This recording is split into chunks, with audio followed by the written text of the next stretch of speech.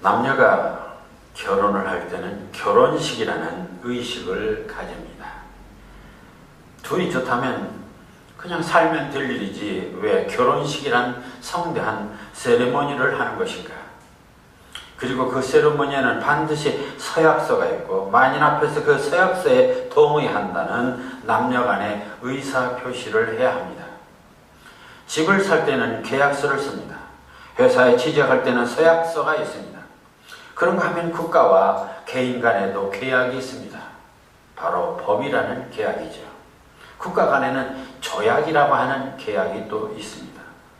그래서 장작 루소는 사회계약론이라는 책을 내기도 했습니다.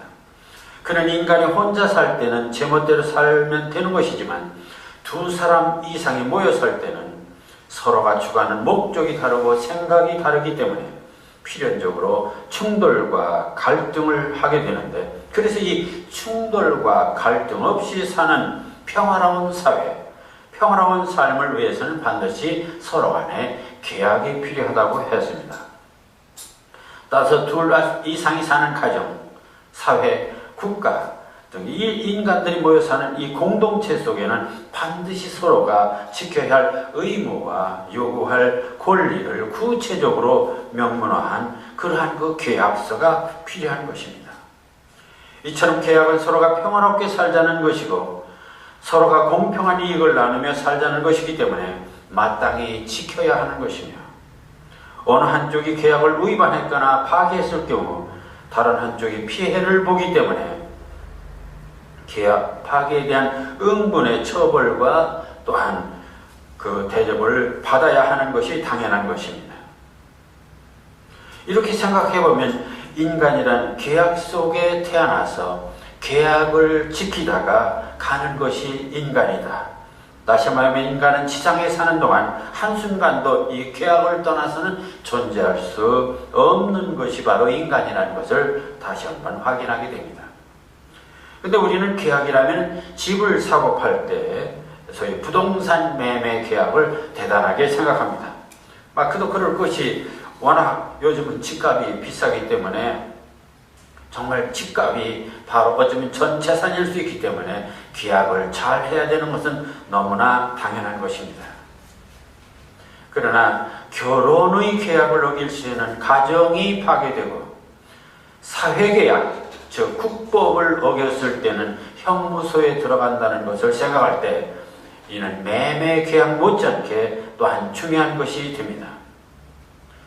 그러나 법정으로 명문화되지는 않았지만 가족이나 사회나 민족이 그들 나름의 관습이라는 계약도 있습니다.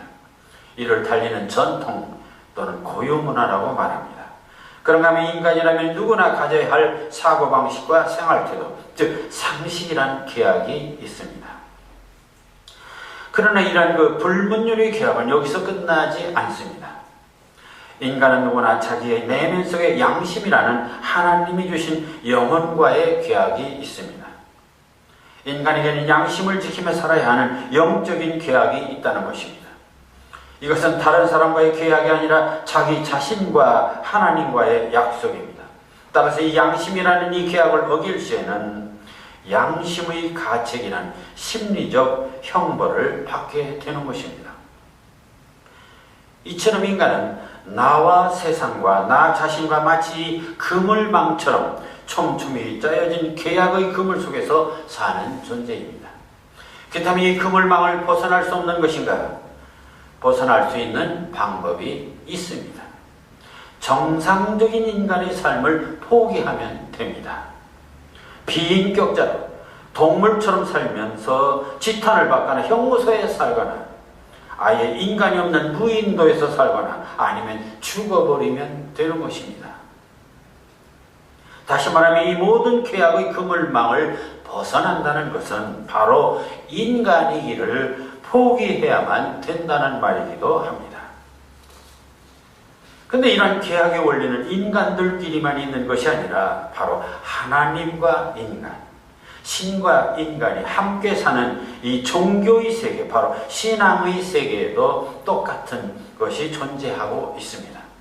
종교는 바로 신과 인간이 함께 사는 이 신인 공동체, 신과 인간의 공동체입니다.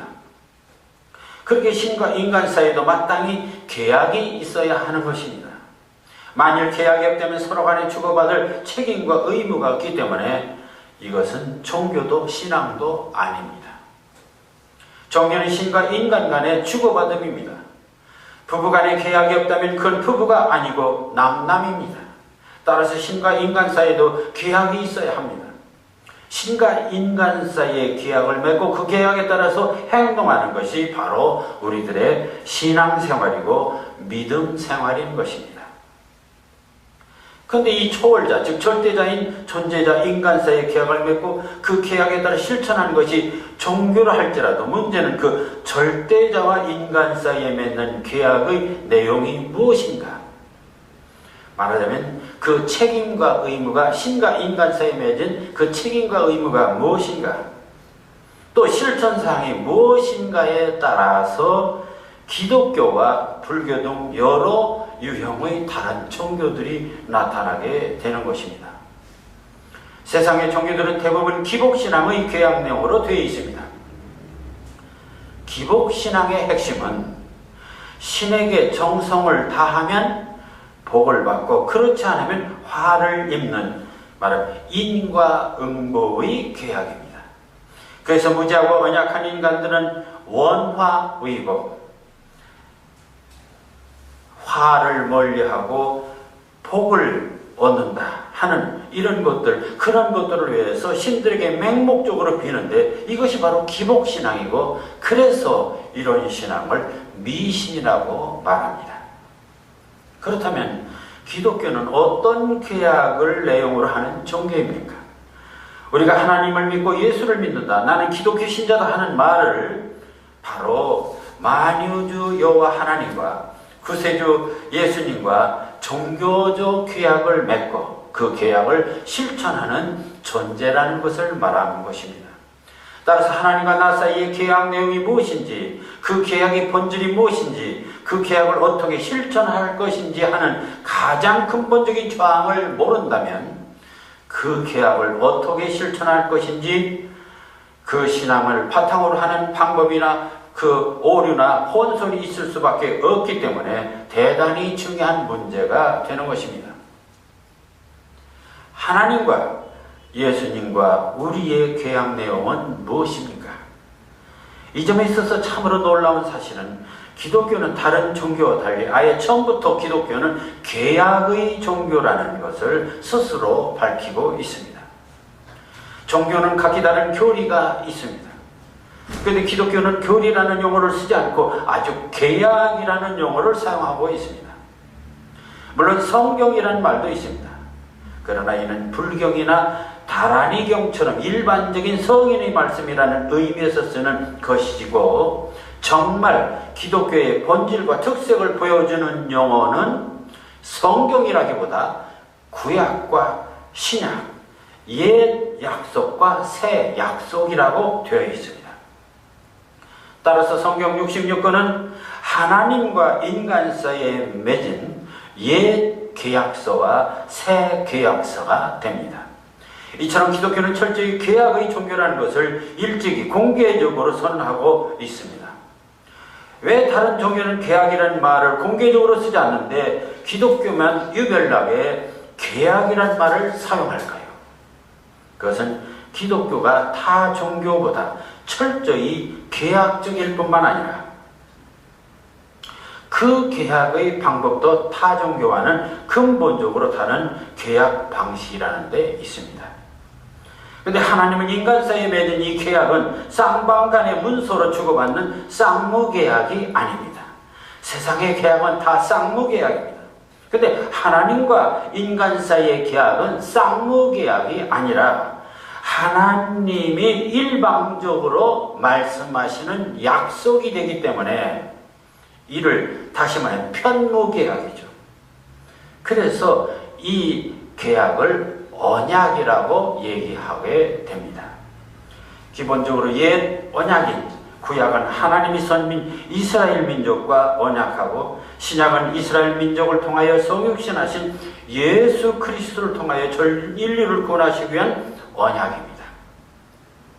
그러나 성경에서 언약의 중요함은 이런 상식적인 지식이 아니라 이 언약이 죽을 수밖에 없는 나와 어떤 의미가 있으며 이 언약을 나는 어떻게 이해하고 실천함으로써 구원을 얻을 것인가 하는 내 신앙의 생명이고 내 신앙의 본질이 된다는 데서 이 신구약 성경을 통한 하나님의 언약에 대한 깊은 뜻을 알아야 하는 것입니다. 성경학자들은 이 구약과 신약을 통하여 드러난 하나님과 인간 사이의 언약에는 세 가지 커다란 언약이 있다고 말합니다. 그 첫째는 행의 언약, 그리고 다음에는 은혜 언약, 그리고 마지막에는 구속 언약이라고 말합니다. 먼저 행의 언약이란 두 당사자 간에 실천 항목을 약속하고 그 약속을 준수했을 때는 복을 받지만 그 약속을 위반했을 때는 응분의 벌을 받는 신상필벌의 형식의 언약입니다. 하나님은 천지 만물을 창조하시고 에덴 동산을 창조하시고 그곳에 인류의 조상인 아담과 이브를 창조하시고는 동산에 있는 선악과는 따먹지 말라는 조건을 제시합니다. 바로 이것이 언약인데 따먹지 말라, 먹으면 죽으리라, 이렇게 먹으면 죽으리라는 형벌을 정하십니다. 이게 바로 행의 언약입니다. 무엇을 하지 말라 하면 어떻게 된다? 이는 먹지 말라는 언약을 지키면 동산에서 영원히 사는 복을 누릴 수 있지만 먹지 말라는 언약을 어기면 죽음의 형벌을 받는다는 계약 조건입니다. 이처럼 인간에게 어떤 행위적인 조건을 제시하는 이런 그 인과응보의 계약을 행위 언약이라고 합니다. 세상의 모든 종교가 다 그렇습니다. 신에게 순종하면 복을 받지만 불순종하면 벌을 받습니다. 세상의 모든 계약도 그렇습니다. 그런데 기독교의 신구약에 나타난 하나님의 계약에는 이런 행의 언약 외에 다른 종교나 세상의 어떤 언약에서도 찾아볼 수 없는 아주 특별한 언약이 있는데 그것이 바로 은혜 언약입니다. 하나님은 인간에게 자유의지를 주시고 스스로 선하고 의로운 행동을 통해 영생하기를 바라셨습니다. 그러나 인간은 행위 언약마저 지킬 만한 의인이 되지 못합니다. 아담에게 선악과를 따먹지 말라, 먹으면 죽으리라 하셨지만 결국 먹었습니다. 이는 아담만이 아니라 그 후손인 우리도 마찬가지입니다. 세상의 모든 종교들은 인간의 선행이나 수도 행위로 신의 경지에 이를 수 있고 해탈할 수 있다고 말합니다. 그러나 인간은 선행이나 공로로 신이 될 수 없습니다. 그렇게 초월할 수도 없으며 결국 유한한 지상에서 방황하다 죽을 수밖에 없는 것이 인간입니다. 그래서 하나님은 인간과 특단의 언약을 하시게 됩니다. 그것은 은혜의 언약입니다. 은혜란 위에서 베풀어주는 한마디로 어떤 신선한 혜택을 말합니다. 어떤 대가나 행동의 보상을 요구하는 것이 아니라 무조건 사랑으로 내려주는 은사입니다. 하나님이 천지 만물을 창조하시고 인간을 창조하신 목적은 보시기에 심히 좋았더라. 그리고 생육하고 번성하라입니다. 즉 영원히 번성하며 행복하게 사는 데이십니다. 그래서 에덴 동산을 만드시고 선악과는 먹지 말라, 즉 죄를 짓지 말라, 이런 행위 언약을 세웠건만 인간은 그 언약을 깨고 죄를 지었습니다. 그래서 하나님은 인간을 에덴에서 쫓아내요. 이제는 형제간에 살인을 하고 죄악은 날로 더 심해졌습니다. 하나님이 인간을 창조하신 것을 후회하게 됩니다. 창세기 6장 6절 땅 위에 사람 지으셨음을 한탄하사 마음에 근심하시고 그래서 노아의 가족만 살리고 모두 홍수로 멸절시켜버렸습니다. 그렇다면 의로운 노아 가족만 남고 아기는 모두 죽었으니 일단 문제가 해결된 것으로 생각합니다. 그런데 하나님의 마음은 편치가 않습니다. 창세기 8장 21절 여호와께서 그 중심에 이르시되 내가 다시는 사람으로 말미암아 땅을 저주하지 아니하리니 이는 사람의 마음이 계획하는 바가 어려서부터 악함이라. 인간을 믿었다가는 소용없다. 인간은 본래 악한 존재에서 죄를 지게 되어 있는 존재. 그러니까 하나님께서 하지 말라 아무리 해도 결국 인간은 하게 되고 죄를 지게 된다는 것입니다. 그러니까 인간은 본래 악한 신상필벌의 행위 언약으로는 안 되겠다는 것입니다. 그러니 앞으로 인간이 죄를 지어도 지구 끝날까지는 물심판을 하지 않겠다 하시면서 무지개 언약을 사실은 맺깁니다. 이는 행위 언약에서 이 은혜 언약으로의 전환이기도 합니다. 그렇다고 하나님이 행위 언약을 완전히 폐하신 것은 아니었습니다. 모세를 통한 선민 이스라엘 민족과 십계명이라고 하는 행위 언약을 또 내놓기도 했습니다. 그러나 인간은 그 율법을 다 지킬 수도 없거니와 율법을 지킨다 해도 인간의 근원적인 죄성을 해결할 수가 없었던 것입니다. 결국 아담이 인류가 지고 있는 근원적인 죄성, 그 근본적인 문제는 인간의 어떤 행위로 해결될 일이 아니었습니다. 그래서 하나님은 인간들에게 특별한 은혜를 베풀어서 죽을 수밖에 없는 죄된 인간들은 구원할 수 있는 새로운 계약을 체결하십니다. 그것이 바로 저 유명한 요한복음 3장 16절 하나님이 세상을 이처럼 사랑하사 독생자를 주셨으니 이는 그를 믿는 자마다 멸망치 않고 영생을 얻게 하려 함이니라. 하나님은 성자 예수님을 이 땅에 보내시어 인간들의 모든 죄를 대신하여 십자가를 지심으로 죄의 문제를 해결하는 특별 사면 프로젝트를 단행하신 것입니다. 다만 여기에는 조건이 하나 있습니다. 그것은 하나님의 아들 예수 그리스도가 우리의 구세주라는 사실을 믿는다는 조건입니다. 그를 믿는 자에 한해서 구원을 약속한다는 계약입니다. 이처럼 성부 하나님이 인간 구원을 계획하시고 성자 예수님이 희생 제물의 중보자가 되시고 성령님이 효과적으로 역사하시는 이 은혜로운 사실을 믿기만 하면 구원을 받을 수 있는 이 특별한 혜택의 언약을 은혜 언약이라고 말합니다. 하나님은 인간과의 끝없는 계약을 함에 있어서 이처럼 순종을 요구하는 행위 언약과 믿음을 요구하는 은혜 언약을 계속해 오고 계심을 보게 되는데 행위 언약의 이 대표적인 사건이 바로 아담과의 이 선악과 언약 사건입니다. 그리고 은혜 언약의 대표적인 사건이라면 성자 예수 그리스도를 통한 이 대속의 십자가와 부활이 되겠습니다.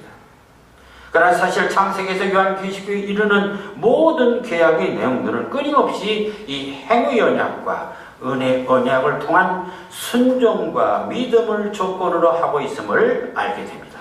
바로 이것이 바로 기독교의 교리고 신규약의 내용입니다.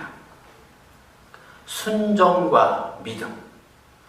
이것은 정말 하나님과 인간 사이에 맺어진 언약의 최대 조건입니다. 언약에 대한 순종과 말씀에 대한 믿음이 없다면 하나님과 인간 사이에 맺어진 구원, 즉 하늘나라의 약속은 실패로 돌아가는 것이고 그것은 인간에게 영원한 죽음이 있을 뿐입니다. 최초의 인간인 아담과의 이 계약은 아담의 배신으로 실패했습니다. 그러나 하나님은 포기하지 않고 계속 순종과 믿음의 계약을 선언하고 계신 것입니다. 근데 우리가 지금 오늘 살펴보고 있는 이 아브라함은 구약 성경의 인물 중에서도 기독교의 핵심 덕목인 이 행위 언약과 은혜 언약, 이 행위 언약의 순종과 은혜 언약의 믿음을 가장 잘 실천했기 때문에 약속되는 놀라운 축복을 받게 된 우리들 신앙의 롤 모델이 되고 있습니다. 그러게 우리가 이렇게 아브라함전을 살피는 것은 우리들 신앙의 가장 핵심인 순종과 믿음의 뿌리를 확실하게 다지는 계기가 된다는 데서 매우 중요한 의미가 있습니다.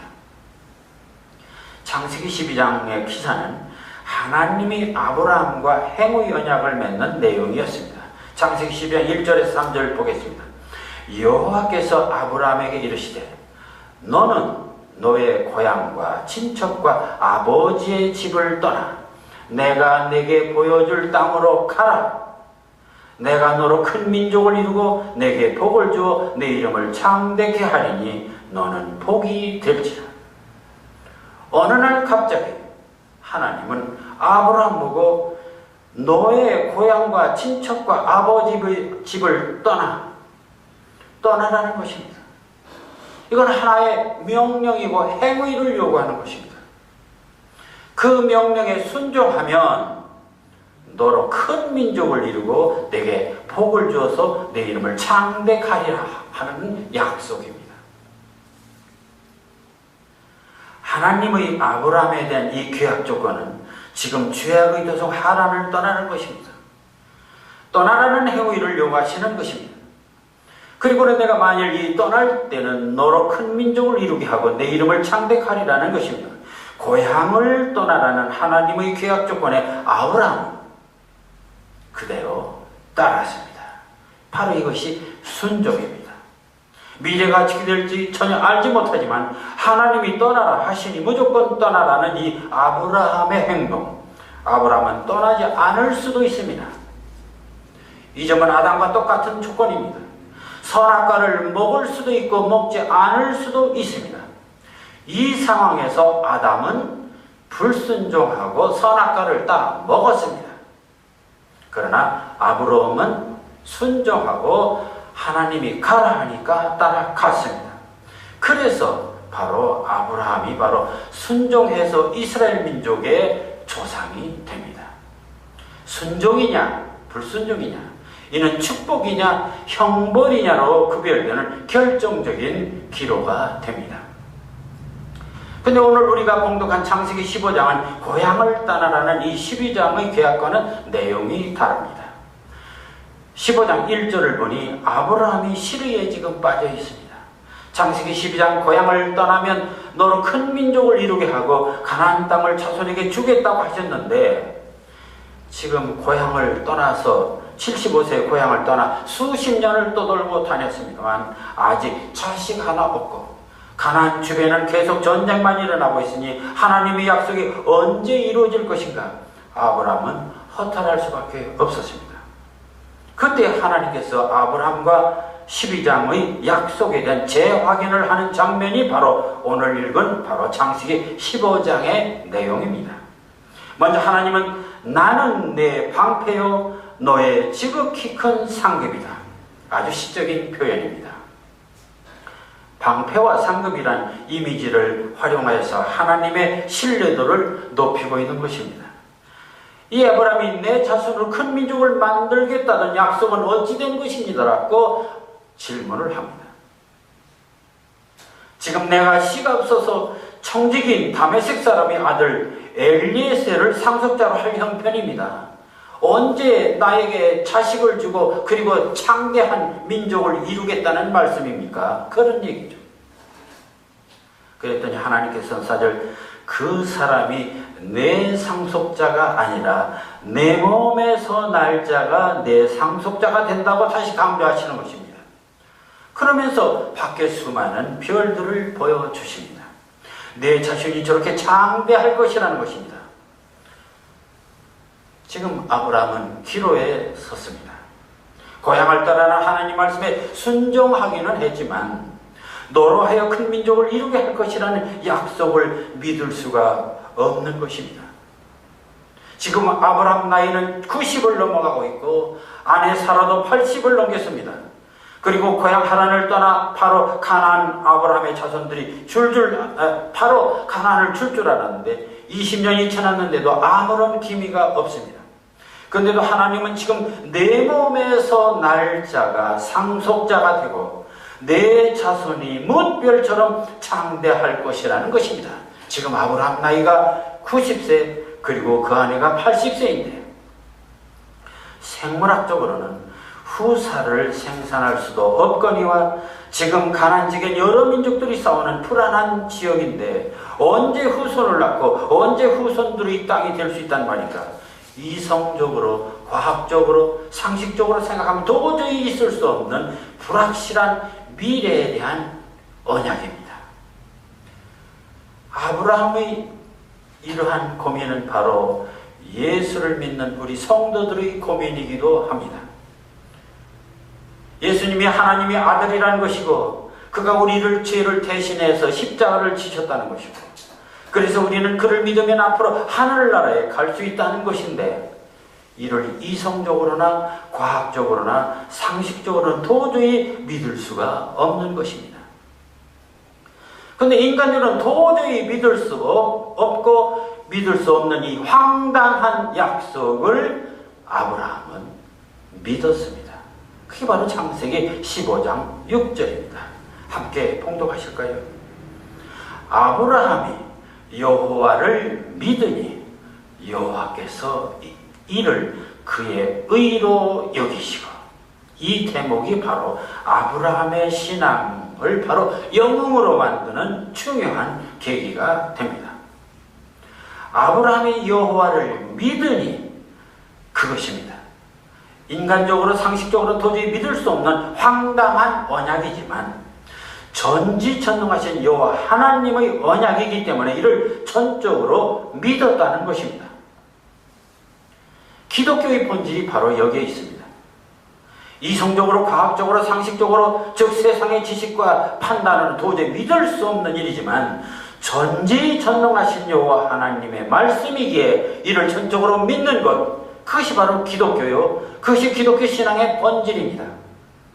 이러한 믿음, 이러한 사고방식, 이러한 세계관을 가질 때 하나님께서는 그를 의로 여긴다 했습니다. 의로 여기신다는 말씀은 저 유명한 사도 바울의 바로 이신칭의의 진리입니다. 로마서 1장 17절 오직 의인은 믿음으로 말미암아 살리라. 이 원리를 깨닫고 로마 가톨릭 교회 반기를 들고 종교 개혁을 일으킨 사람이 바로 마르틴 루터이고 그의 결단으로 오늘의 개신교가 탄생했다는 사실을 생각한다면 믿음으로 의롭다 칭함을 얻고 이로써 구원을 얻게 된다는 이 은혜 언약이 바로 기독교의 최대의 교리이고 구원의 진리인 것을 알 수 있는 것입니다. 그래서 기독교 신앙은 행위보다 믿음이 우선이란 이유가 바로 여기에 있습니다. 로마에는 지금도 산타스칼라 성당에는 28계단이 있습니다. 이 계단은 원래 예수님이 빌라도 재판 때 받으실 때 오르시던 계단이라고 말합니다. 루터가 사제 시절 가톨릭 교회에서는 이 계단을 기어오르면 죄사함 받는다 했습니다. 그래서 그도 이 계단을 한 계단 오르면서 주기도문을 외우면서 올라갔습니다. 다 올라갔으나 아무것도 해결된 것이 없다는 생각이 들었습니다. 그때 전광석화처럼 나타난 말씀이 들려옵니다. 의인은 믿음으로 말미암아 살리라. 바로 이것이 로마서 1장 17절입니다. 이 말씀을 생각하면서 믿음으로 말미암아 의롭다함을 얻는 것이지 무릎으로 계단을 기어오르는 참선이나 선행으로 죄산 받는 게 아니라는 사실입니다. 구원은 오직 믿음으로, 오직 은혜로, 오직 긍휼을 의롭다함을 얻어서 이루어진다는 것을 그는 깨달았던 것입니다. 아브라함은 여호와의 언약을 믿는다 했습니다. 아직 후손이 있는 것도 아니고 가나안 땅이 주어진 것도 아니지만 그래도 여호와의 말씀이니까 믿는다고 고백했습니다. 그랬더니 여호와 하나님께서 믿는다는 그 고백을 의로 여기시고 다시 약속을 하십니다. 그러자 아브라함이 그 약속을 믿을 터이니 대신 증표를 보여달라 합니다. 말하자면 계약서에 도장을 찍어달라, 그런 얘기나 마찬가지죠. 그래서 이 15장 9절에서 그가 이르되 주 여호와여 내가 이 땅을 소유로 받을 것을 무엇으로 알리까? 좀 증표를 보여주십시오. 그래서 하나님과 아브라함 사이에 계약서를 맺는 맹서식을 거행하는 것이 바로 이 장의 모습입니다. 그래서 하나님은 3년 된 암소, 암염소, 순양, 산비둘기, 집비둘기를 준비하도록 하였고, 아브라함은 짐승들을 반쪽으로 갈라 양쪽에 놓고 언약식을 거행하는 내용이 9절에서 21절까지입니다. 언약식의 진행은 짐승들을 반으로 갈라 양쪽으로 나누어 마주보게 하고 피를 흘리게 하면서 언약의 내용을 선포하는데, 그 첫째는 자손이 이방의 객이 되어 400년을 고생하지만 그게 미래에 이집트에 가서 400년 고생할 것을 예언하는 얘기입니다. 그러나 하나님이 구해 주시겠다는 것이고, 두 번째는 너는 잠수하다가 편안하게 죽을 것이고, 세 번째는 애굽에서 유프라데스 강까지 네 자손에게 땅을 줄 것이라는 내용을 약속을 다시 하시는 것입니다. 그리고는 17절, 해가 져서 어두울 때까지 연기나는 화로가 보이며 타는 횃불을 쪼갠 고기 사이로 지나더라. 당시 근동에서는 계약할 때는 동물을 쪼개서 양쪽에 마주보게 하는 계약 당사자들이 그 가운데로 지나가는 풍습이 있었다고 합니다. 여기서 횃불이 지나갑니다. 화로와 횃불은 무슨 신앙적 의미가 있겠습니까? 이것은 일종의 하나의 상징적 의미입니다. 바로 여기서 횃불은 우리를 인도하시는 하나님의 상징일 것으로 알고 있습니다. 만약 풀무 같은 연단을 거쳐서 횃불 같은 하나님의 축복에 대한 상징이 아니겠는가, 이런 생각을 해봅니다.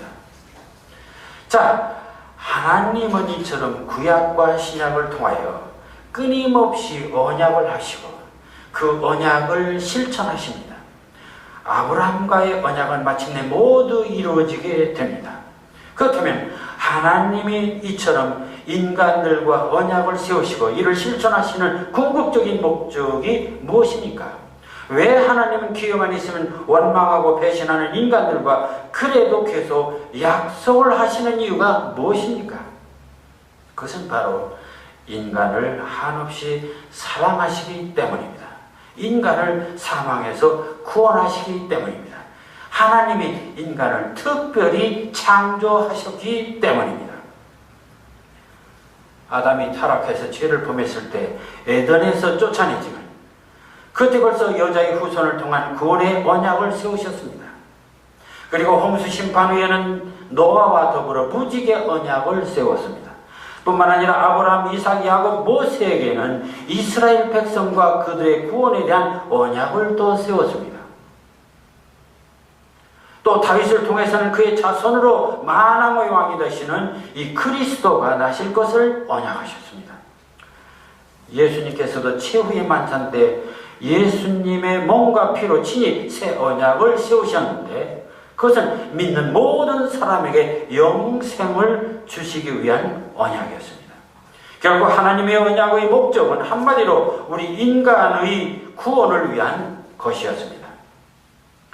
그 다음에 행의 언약이나 은혜 언약도 모두가 마침내는 인간을 구원하시기 위한 구원 언약이었던 것입니다.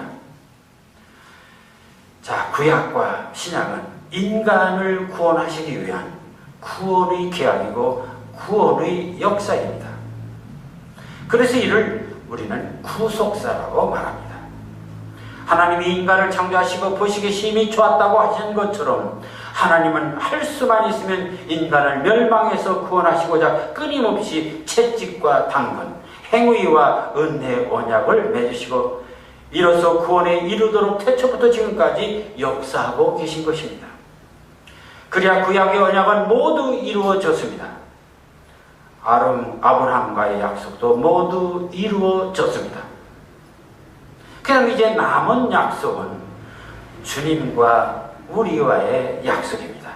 요한복음 14장 3절, 내가 다시 와서 너희를 내게로 영접하여 나 있는 곳에 너희도 있게 하리라. 요한복음 14장 6절, 내가 길이요 진리요 생명이 나로 말미암지 않고는 아버지께로 올 자가 없느니라. 마태복음 28장 19절에서 그러므로 너희는 가서 모든 민족을 제자로 삼아 아버지와 아들과 성령의 이름으로 세례를 베풀고 내가 너희에게 분부한 모든 것을 지키게 하라.